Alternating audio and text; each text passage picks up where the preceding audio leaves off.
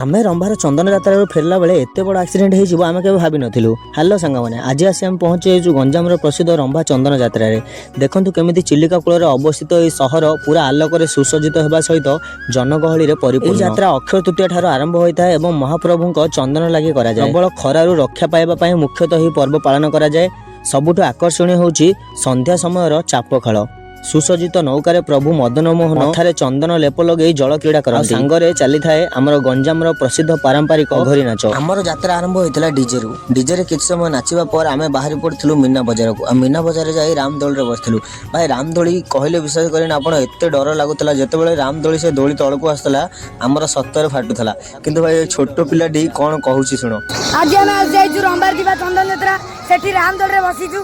आम 3 जण बसचु। जेमिति आमर मुन्ना बजार बुला सरीची तो आमे बाहर पड़लु गाँ को गला बेले ही आमे एते बड़ एक्सीडेंट देखलु। जदि वीडियोटी भल लागिला निहाती गोटे लाइक करिवे और फॉलो करने को जमारे भूलिबेनी। जय जगन्नाथ।